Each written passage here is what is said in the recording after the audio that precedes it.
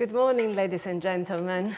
I'm really thrilled to be here after last year's very successful event and to chair today's discussion with such a distinguished panel on accelerating innovation as a key driver of our economic growth. We already heard from the previous presentations how we live in a competitive world. We need to keep pace with the science and technologies that are really progressing fast and becoming a determinant factor in the economic and social health of the country, as well as its international influence.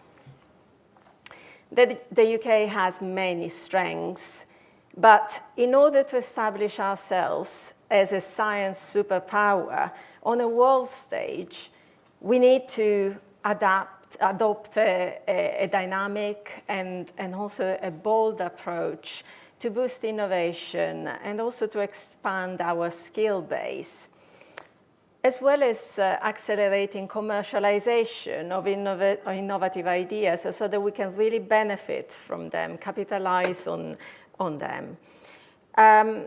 What do I mean by that? Let me give you an example. The government is establishing the Advanced Research and Invention Agency, ARIA, which will support the development of risky and groundbreaking new ideas in science and high technology.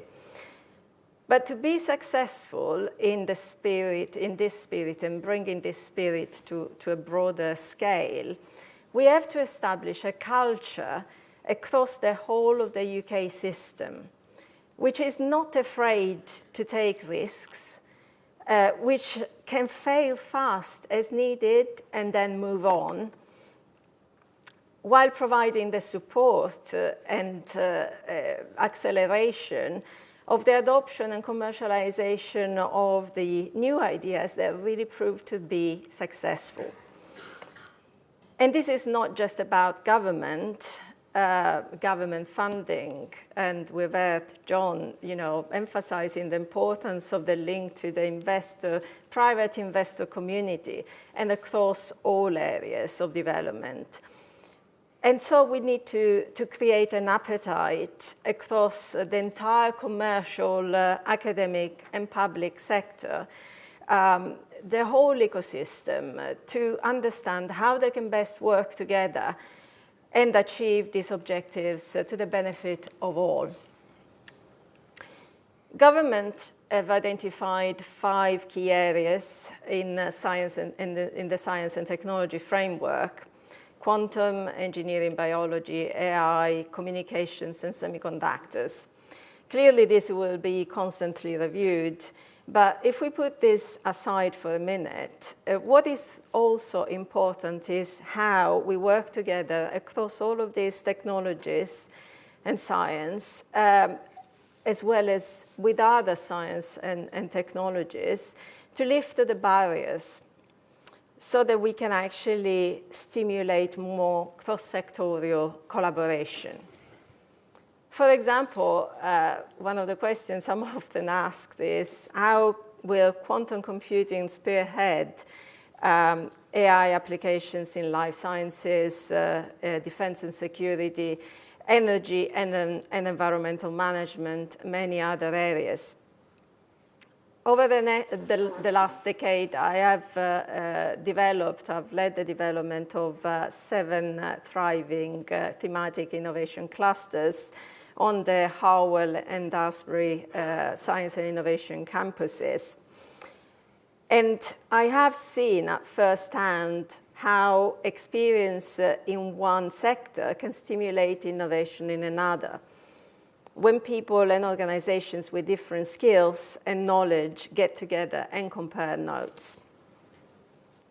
Another important point that, again, John made very clearly is how we build on our strengths across the country, develop the synergies across the regions, and most importantly, connect the regions together so that the whole is much bigger than the sum of its parts. The Oxford-Cambridge Arc has already been mentioned and is an excellent example of a resource that we need to capitalize on and connect to other centres across the UK to boost economic growth. And I'm sure that today's discussions will emphasize and extend on this point. The last point is about translating the benefits of new technologies, new science and technology to the wider business community. We're talking about cross-sectorial collaboration, but how do we actually enact that, enable that, is really a big challenge. And again, this is a really key requirement if we are to succeed. So how do we translate the benefits? And this means getting the communications right, including to the public at large. One example that has featured recently is AI, as you, I'm sure, all know. Clearly, this is a technology that poses a threat if handled incorrectly, but is also one that has incredible potential benefits. So we need a properly informed debate around this and around similar subjects, including environment and public health. Again, we heard a lot about that from John. And this is if we are to exploit the opportunities that science and technology pose to us in full and minimize the threats. So now I really am delighted that I've got such an amazing panel here with me today to build on these points. And I would invite each of the panel members to introduce themselves, maybe starting with you, David. Hi, hello, thanks for inviting me, Barbara. I'm David Willits. I'm a member of the board of UKRI and chair the UK Space Agency. I chair the Foundation for Science and Technology, and actually, especially in the light of what Barbara was just saying about the Oxford-Cambridge Arc, I chair Innovate Cambridge. If I may plug two recent interventions in this debate, the Resolution Foundation, the think tank around the corner, of which I'm president, we published in the last few days a big report on how to promote more business investment in the UK, and we do identify those classic issues, some of which Jonathan had just been talking about, what we do with our pension assets, and also how we improve the planning system. And today I'm bringing out with Policy Exchange a pamphlet of my own 10 years on from the 8 great technologies, which I identified a long time ago, trying to see if that list, so old now and being succeeded by the 7 families and now the 5 technologies, whether that list has any contemporary relevance, what the lessons are from how we tried to support those technologies, and where we go next to back the general purpose technologies which are crucial for Britain's economic performance. Thank you, David. And So I'm Peter Knight. I guess I'm the UK champion for quantum technologies. That program has been running now for about 10 years, starting with work with David here. And what we've been able to do is build a new ecosystem by which collaboration between universities, industry, investors, and government departments can really make a difference in an emerging technology. So working very closely with colleagues across all of those, with more than 30 universities engaged, over 100 companies. And it really is something which we should be proud of as a venture within the UK. I can rarely say this about an area of science. We are second in terms of public investment in quantum only to China and ahead of the US. In terms of venture capital, we're behind the US, but in front of everybody else. So it's a field where the UK is really excelling. In the most recent budget statement, the Chancellor has committed government to a further 2.5 billion over 10 years to make sure that the UK benefits economically and societally from that investment, and that's our challenge. thank you. Nicola. Thank you. I'm Baroness Nicola Blackwood. I chair Genomics England, Oxford University Innovation. I'm on the board of BioNTech, and I also advise Harwell and ARC, who are investing heavily in life sciences superclusters across the UK and Europe. And the reason for that is very much following on from Sir John Simon's introduction, which is we have a leadership position, not just in genomics, but in life sciences. And this is because of the government's leadership, not just since the pandemic, but for many years before that, investing in science and infrastructure and making sure that we have the regulatory pipeline and investment to make sure that we can realize the benefits all the way from research to commercialization. And it's a really exciting time for us to make sure that we can realize the full benefits of that vision. Thank you, Nicola. Steve. Good morning, everybody. My name is Steve Rees, and I lead the Discovery Biology Department at AstraZeneca. So I'm a pharma lifer. I've worked in the pharmaceutical industry my entire career, first at GSK and now at AstraZeneca. And the work we do at AstraZeneca, my department is focused on the identification of new drug targets. We're the place where projects are born. And the projects that we launch may or may not deliver medicines over a 5 to 10 year timeline. And it's really a pleasure to be here today. And I think it's also a huge pleasure to be working in research science at the present time. The last 10 years have seen a transformation in innovation and a transformation in the technologies that are available to us to understand disease, to identify new types of medicines that will allow us to treat disease, and the mRNA vaccines through COVID are a beautiful example of that. And then the ability to understand which medicine we should give to which patient, such that we see efficacy in that specific patient, this whole science of personalised medicine. These are things we couldn't do just 10 years ago. That creates a massive opportunity for the UK, but for global society at large, to move from a situation where our medicines treat the symptoms of disease to a situation where our medicines cure disease and increasingly maybe also prevent disease. Also delighted to be working for AstraZeneca. Again, everybody now knows AstraZeneca as a result of our work with the COVID vaccine. We are the largest private investor in R&D in the UK. And of course, we're based in Cambridge in the supercluster, having recently invested $1 billion in building our new corporate headquarters and R&D centre, which will house 2,500 scientists working to discover the next generation of medicines. Perfect. Thank you so much, Steve, and the rest of the panel for the introductions. Now I'd like to start with a very broad but very important question. David, if you'd like to start. What are the key drivers for accelerating innovation? Well, I'll give you 3 suggestions, but I'm sure all the panels will have our own.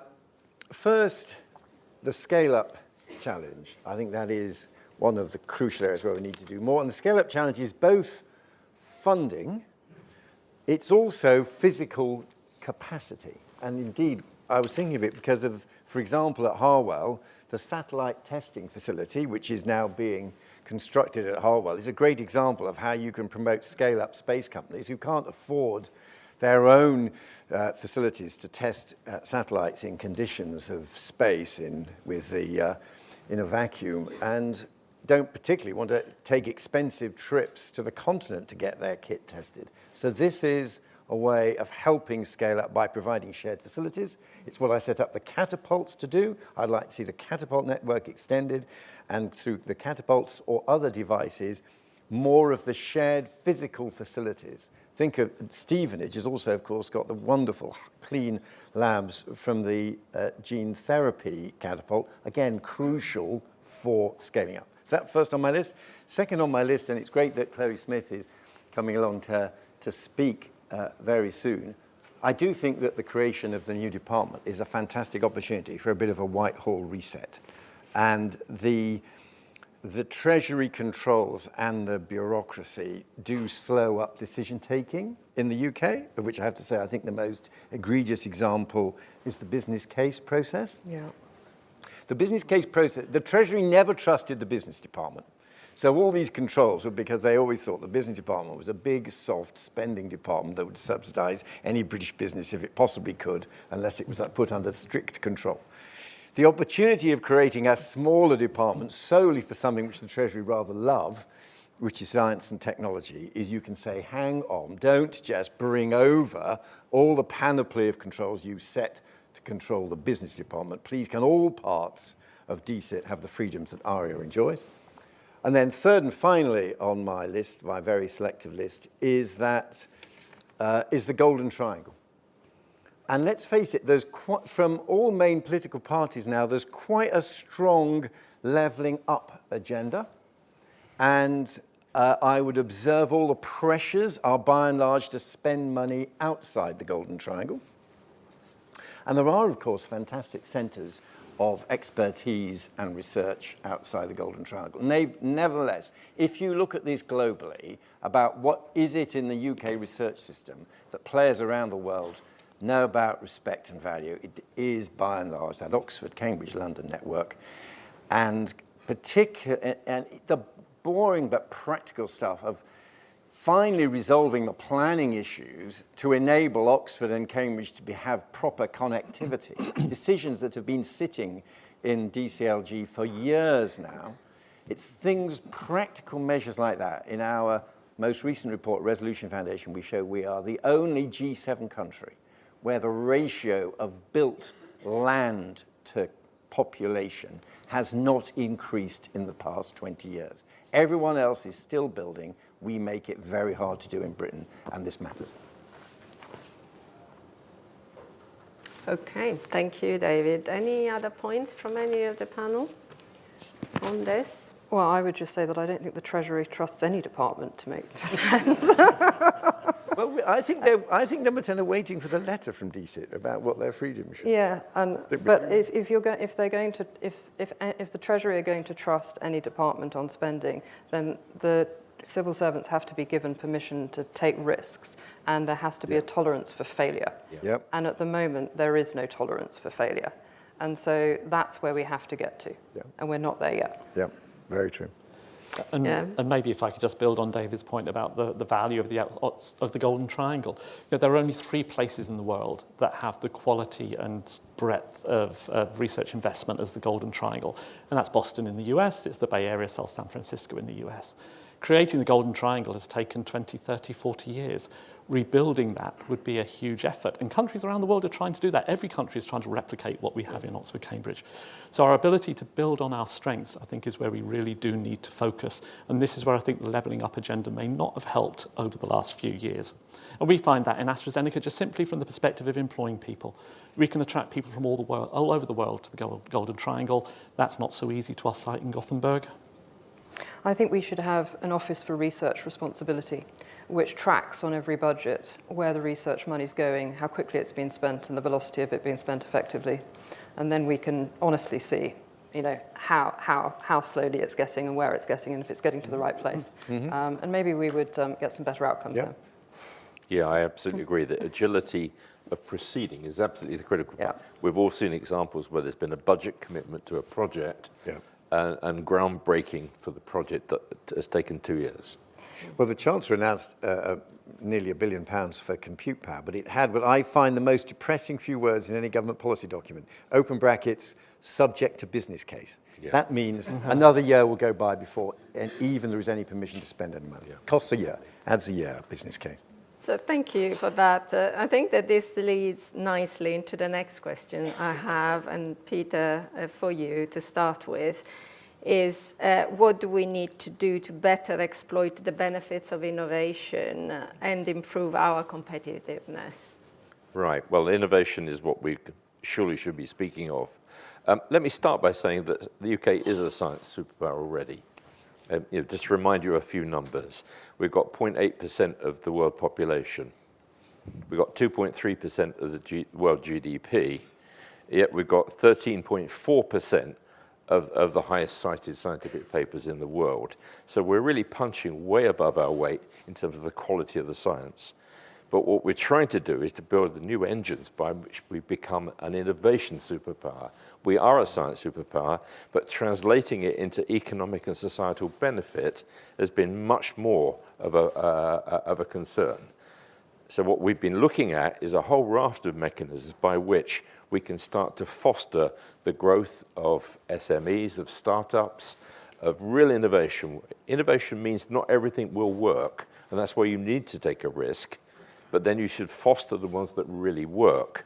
And to echo something that David says, scale up is absolutely at the heart of what we should be able to do, to actually see that all the great stuff that's coming out of our research base makes a difference to our economy.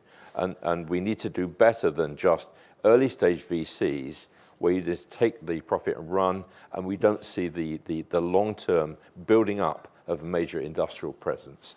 So working on ways we do this, we have a challenge fund, for example, in quantum, which enables industry and investors and researchers to work together on really important major issues. One of the things we need to do to actually improve our competitiveness in terms of innovation is really to work on the skills base. You know, I work in an emerging technology area. In the last year, our startups in that area have hired more people than we trained in the first 5 years of our program. So skills are really important, and that means skills right across the spectrum, from apprentices, technicians, right through to PhDs and our research leaders. Everywhere around the world, people are really worrying about where they get the skills base. So to improve our science innovation ability to do things at scale, we've got to join all the dots between training, education, and innovation and investment. I think these are the things that we've struggled with. Quantum is a worked example which is beginning to work, but really industry is looking very closely about where do you get people from. And that means an alliance between, for example, different government departments that had never been harmonious in the past. Working out ways in which we can really affect our ability to train the next generation of technicians. Working at ways which we can attract global talent, so we remove some of the barriers to getting people into the country to lead our enterprise. So skills is right at the heart of things that we need to do in my area of emerging tech. Thank you, Peter. Any other comments from the panel? What's your perspective?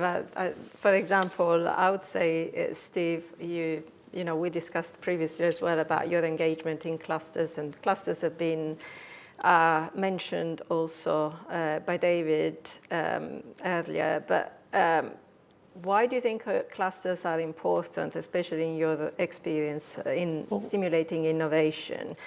How do they provide companies like AstraZeneca that big hedge forward to move forward and grow in a larger ecosystem? No, maybe a little bit of history first for those who aren't aware. I mean, AstraZeneca's UK research and development headquarters have been in Alderley Park in Cheshire for decades.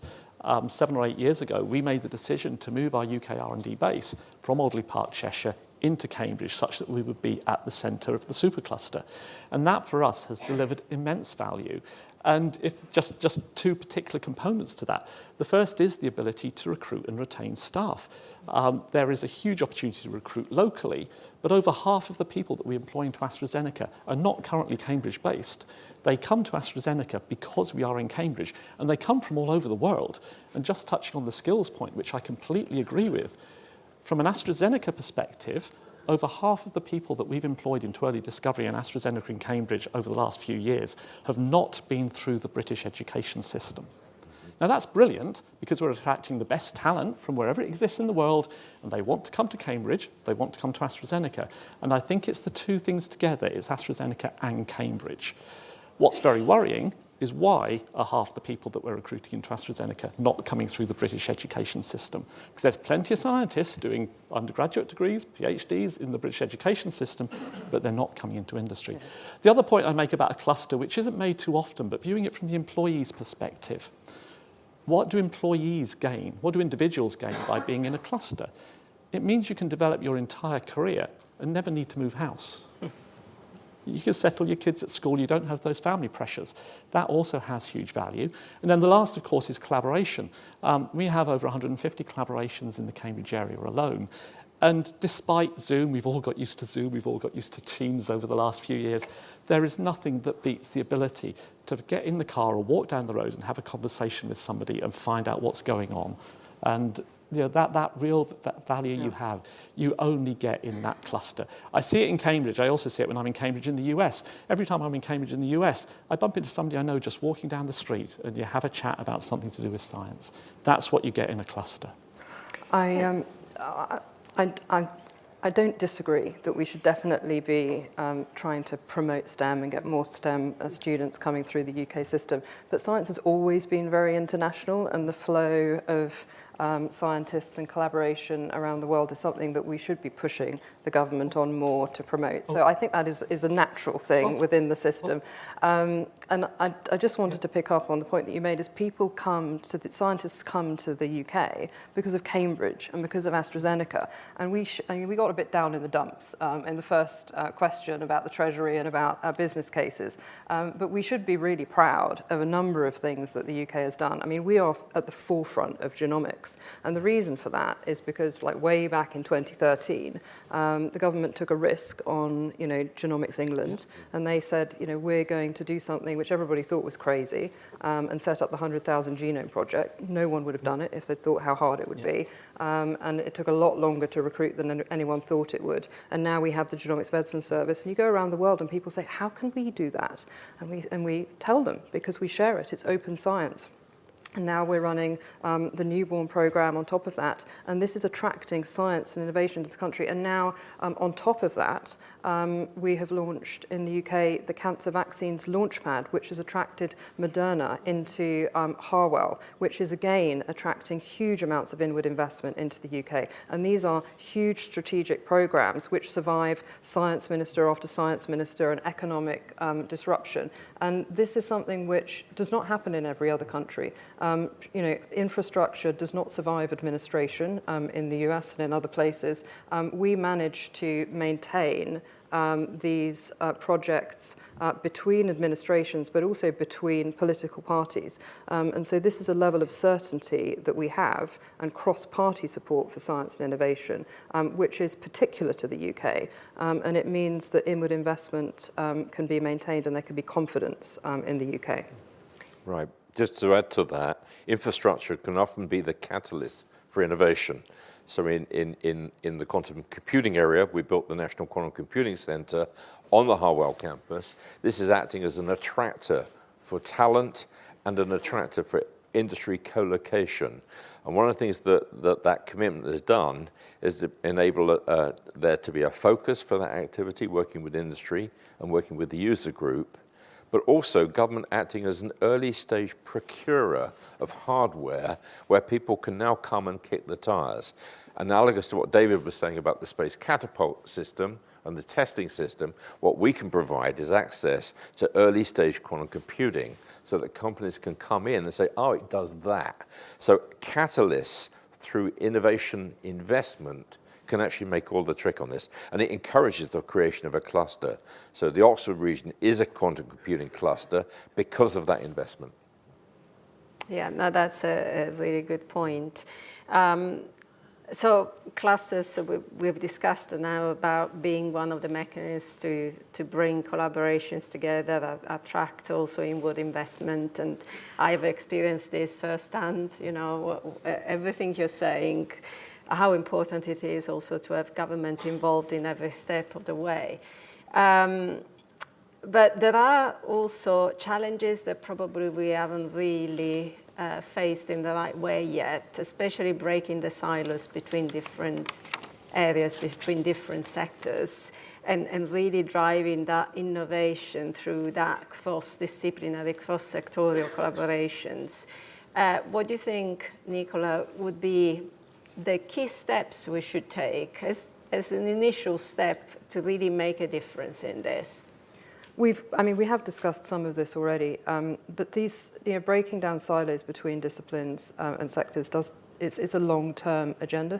But I think if you were to divide it up into 3 steps, first you need to have a plan. A lot of this work happens in frontier technologies and areas which do happen within highly regulated areas which are all the way through from research through to commercial. So you do need the partnership between government and research and investors. And so I think you would need to have strategic work on shared goals. And so something like the life sciences vision, where you've got industry working together with government and other partners to say, okay, this is going to be our 10-year goal, and we're going to identify these breakthrough these breakthrough strategies so that we know what we're going to do and how we're going to do it over this period. Then we would know what our funding and research opportunities are, what the infrastructure we need is, what our policies are going to be, what we need to change in regulation, because government can't do stuff, it can't break through all of its business cases unless the plan is set, because it just doesn't work like that. And so if you've got that shared agenda, if you've got the plan, that's the first thing I think you need to have. And also if industry is on side with it, investors are on side with it, everybody knows what's happening. That's what happened with genomics, that's what happened, that's how it survived the economic upheavals and the 11 ministers and everything, because everyone had agreed to it. But then you need places to do it, you need community collaboration platforms. Some of that can be physical, like Harwell, like AstraZeneca, places where people know to convene, where they can sit together. And some of that would be scientific places, like the Diamond Light Source, like the Rosalind Franklin, and some of it is community locations where you're off the clock and you can sit with individuals and just not be pressurized to be doing discovery, but just talking about the things you're struggling with. Maybe you're trying to recruit your CEO. Who is the best person to hire? Did they have any, concerns about this individual who you might be hiring? You might not do that in a formal discussion, but you would do it in an informal discussion. Those discussions can be gold in helping you not make the wrong decision on hiring, which can sometimes be make or break for your company. At Harwell, we've got the Dish outdoor centre, which is just an outdoor restaurant. It's not a big deal, but it has music and events in the evening. It's somewhere that everybody can go as a community. It's really built the community on the campus. And as a result of that, it's not just a group of companies, it's now a cluster, a super cluster, a community, and that's really made a significant difference. And then the last thing you need, in addition to the community, is actually upskilling in an interdisciplinary way and training the people. Because if we're going to scale, if we're going to go from having the low-level innovation and startup communities and outstanding ideas all the way to scale up, we need to have that training in place, the knowledge exchange and learning opportunities, and going all the way through to the cultural shifts.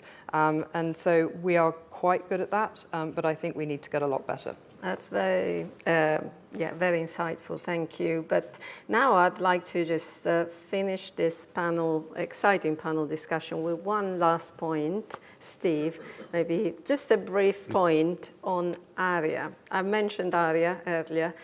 Now, how do you think, what are the steps to actually get that spirit widely spread, that spirit of ARIA, that risky spirit and attitude that we all agree is such an important step forward? Well, I think in some ways we still need to understand quite what the spirit of ARIA is. Having spoken to Ilanga a few times, it's clearly an institute an activity that's very much under development, but the ambition is absolutely correct.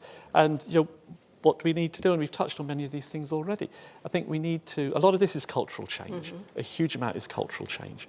We need to identify as a country those areas of science in which we want to win, and we need to support those areas of science with the funding that allows them to win, without continually needing to reapply for funding, to go through the business case processes we've heard about, to make it easy for those ideas to succeed. We need to embrace failure. Within AstraZeneca, within pharma, 80% plus of what we do fails. And that's, is what it is. We'd love it if it was only 20% or 30%, but it's 80%. But those things that succeed, boy, do they succeed big time.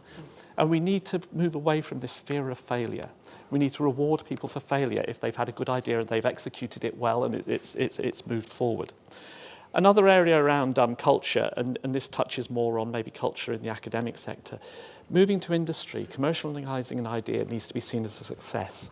Universities need to be measured on this in the same way as they are in their ref scores through publications and everything else.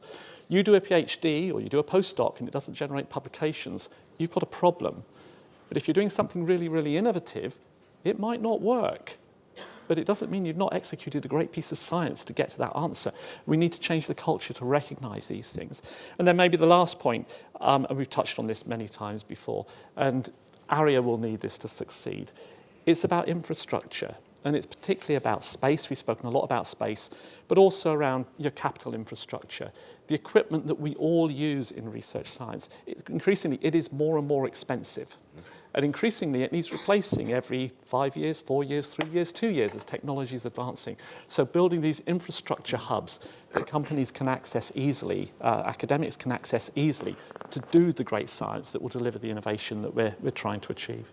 Thank you very much. I would love to continue the discussion, but in the interest of time, I would like to give the audience the opportunity to ask some questions before we conclude. I think there are lots of points, food for thought, and really further discussion, hopefully, later on in the day. Now, this iPad, I think questions are open. I'm trying to see where the questions are. I can't see any questions, to be honest. That's fine. I knew this was going It to was a happen. very old technology of asking people to put their Okay, hands thank up, but you. maybe that's I knew this was going to happen, and this is why I've got my glasses as well, because otherwise I wouldn't be able to read it for you. Yeah, I think we touched on this. Is it more important to focus investment in the Golden Triangle or to harness the potential of the whole country? I think we covered that quite extensively, so I'd probably move on that. No, that's not so, Barbara. Yeah, how much dedicated lab space does the UK need and where? Anybody would like to answer that? Steve, maybe, or Well, I think David? the simple answer is a lot more. Yeah. Yes. And the other answer is probably everywhere. Yeah. And it touches on the previous point. We need to invest in Yeah. the supercluster that we have. Yeah. We'd be silly not to. But we can create centres of expertise in other places. What we can't do is create centres of expertise everywhere. But when they exist, let's exploit them. So, for example, in the physical sciences, it's not just the Golden Triangle. We have a compound semiconductor cluster of excellence in South Wales. We have a photonics cluster of excellence in Scotland. Let's not neglect them. We've concentrated rather a lot on the life sciences. Don't forget, physical sciences actually contribute something like 11% of the GDP. And the clusters are in different places to the life sciences clusters. And space. Yeah. David? I mean, Sorry, yeah, I mean, David, go on. on this, first of all, going back to this challenge of how we get long term, and I very much agreed with Nicola's list, but there's nothing beats physical stuff, because once it's built, people want to use it. You don't demolish it. So that is one way of securing long-lasting. And secondly, institutions. And as conservatives, I think that Nicola and I have both seen the power of just creating institutions. So those early decisions for both quantum and genomics, what we did very early on when we decided to go for genomics and quantum under David Cameron, in both occasions, I immediately wanted to set up institutions that would be a focus and enable them to survive in the longer run. I think lab space matters, but some of the clusters, paradoxically now, if you look at, say, the Centre for Process Innovation in the Northeast, we actually need some of the kind of kit they've got there elsewhere in the country as well. So sometimes spreading it around is also important. Thank you. There is an interesting one here, which is about the education system. I know we touched about the importance of developing skills. It says, is the UK education system fit for purpose to deliver the skills required to drive a science-based innovation culture? Who would like to answer? Sorry, can you repeat that, Bob? Sorry, yes. Is the UK education system fit for purpose to deliver the skills required to drive a science-based innovation culture? Do we need any changes, do we think, on that? I mean, we have, I think most people who've, across different parties who've served in any way as education ministers do conclude that early specialisation is a very serious problem.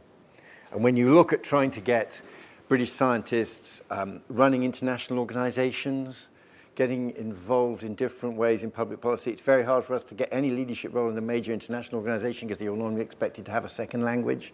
And the early specialization at 16, very few of our scientists have got a second language, really holds us back internationally. So it's things, and equally, a lot of policymakers, and I'm a culprit of this myself, who stopped doing science and technology at the age of 16, then start off thinking these are particularly difficult, scary subjects. One of the reasons why so many policymakers think technology is completely unpredictable and you can't possibly take a view and back one technology because it's also uncertain and difficult is they've never done any science and technology since the age of 16. So I think early specialization, we are all losers from early specialization. And when you see these people who have some of the American courses, talking to American scientists and what they've done, it is just so diverse compared with what, by and large, the English education system encourages.